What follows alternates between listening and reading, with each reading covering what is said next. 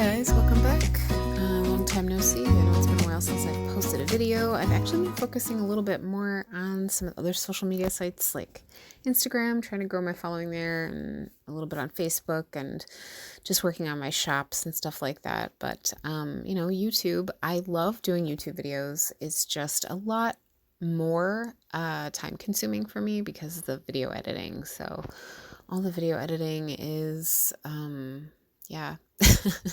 right now, this video is here because I actually painted this painting a few months ago now. I just have had this footage and I haven't had a chance to finish editing and record, this voiceover and everything. So I had another one I was going to be working on. I have another video that I'm trying to get edited and everything, but that one is frustrating me, so I went back to this one, and so this is the one that I'm going to be posting today. So as you can see, I kind of just chose a reference image that was striking to me. I really just wanted to play around with these watercolors that I had just gotten.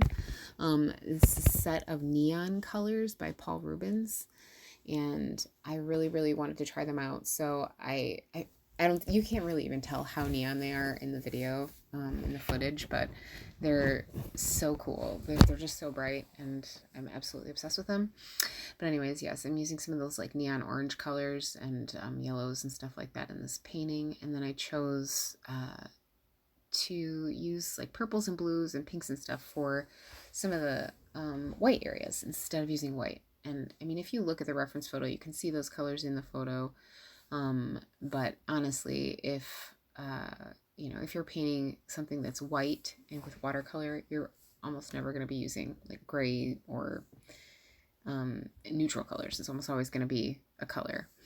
And I really like purples and blues for shadows and stuff, especially when it's such a contrast to, this orange color, which is amazing. So I decided to go ahead and paint this little goldfish. It was just a simple study. I just really wanted to play with the colors. I didn't want to do anything that was like super involved, anything that required a lot of extra planning or anything, which I've been doing a lot of lately. I give myself art blocks sometimes, I feel like, because I do over plan. I mean, I have all these grand ideas and I talk myself out of them. Excuse me.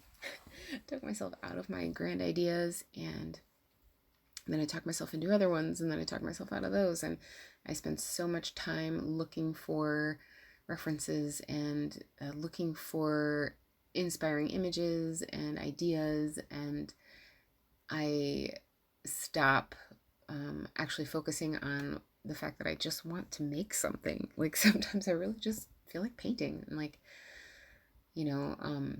I get so frustrated because it takes me so long to plan something and I never actually get to paint it. I'm just planning all night long. And so, this was one of those nights where I was like, I don't want to plan anything. I don't want to spend all this time doing this. I just want to paint. And so I found this cute goldfish, and I just decided to pick up my paintbrushes and my paints, and and I started this painting. I also had gotten, this is a new paper that I was trying out, and I actually like it a lot. It's called, the kind of paper is called Artbeek, Artbeek. I got it from Amazon. I was searching for like 100% cotton watercolor papers, and it claims to be 100% cotton. It seems to behave like cotton paper. It's better than my Canson paper that's not cotton at all. It seems to absorb water and color a lot better even than my like Strathmore 400 series watercolor sketchbook.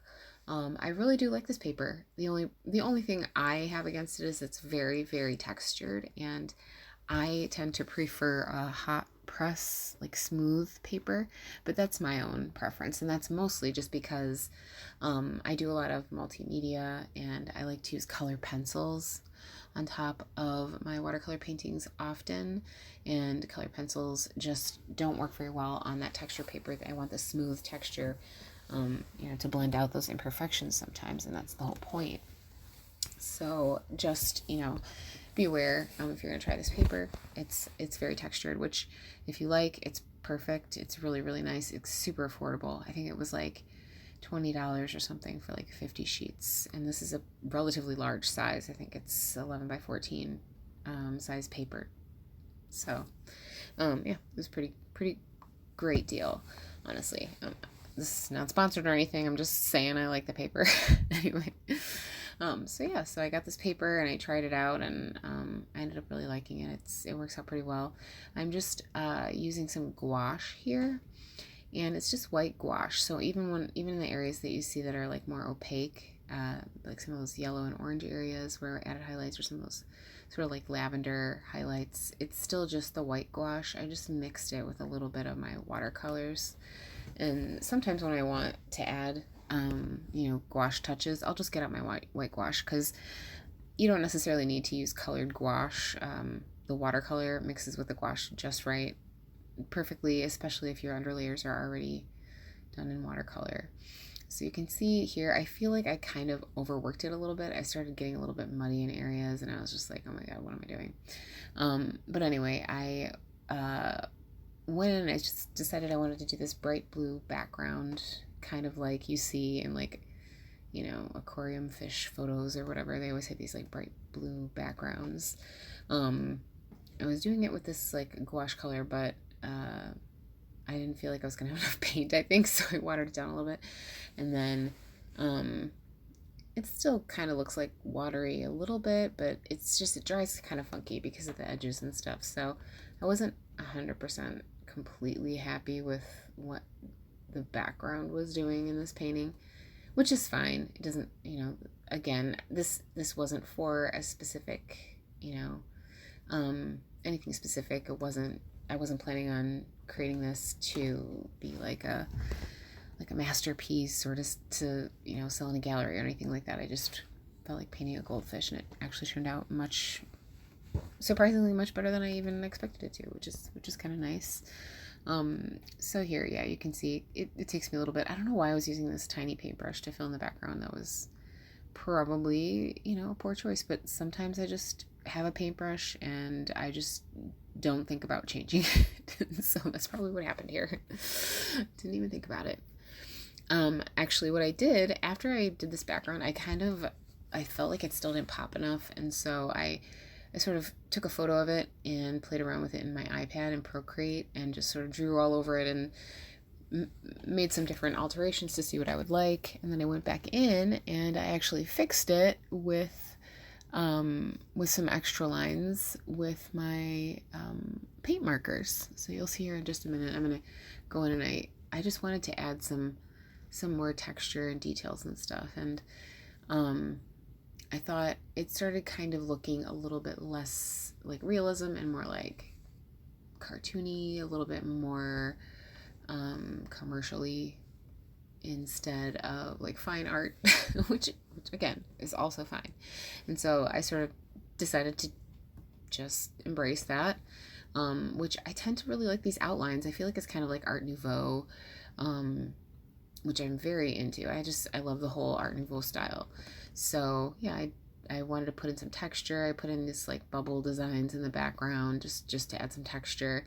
And I think the texture of the bubbles sort of threw me off a little bit too. And so I did want to go ahead and, make sure that fish really was standing out. And that's when I came up with that idea that I would just outline the fish, which I believe you'll see here in just a minute. And here's that iridescent medium. So I have this iridescent medium that I got from the art store a while ago, and I don't use it very often because doesn't always work with my paintings, but this was kind of the perfect painting for it because of that shimmery texture of the scales on the goldfish. And I don't know, it just looks really pretty in the light. It's all shimmery. And here's that paint marker, and I used that to outline the goldfish, and it turned out pretty cool. I mean, I feel like it kind of looks like an ad for something, or like a logo. I don't know. It's pretty cool. I would be like, yeah, this looks like a fish. You should put on a fish food bottle or something. I don't know, right? But it was cute. I turned them into stickers actually afterwards. I made stickers out of it. Little vinyl stickers. And so you'll see in just a minute, I think I did a video of that too. My stickers after the fact. And yeah, so I hope you guys enjoyed this video. You know, if you did, please give it a thumbs up, like, and if you'd like to see more of my content, you know, please feel free to watch my other videos, subscribe to my channel, and thank you so much for watching, and I hope to see you again soon. Bye now.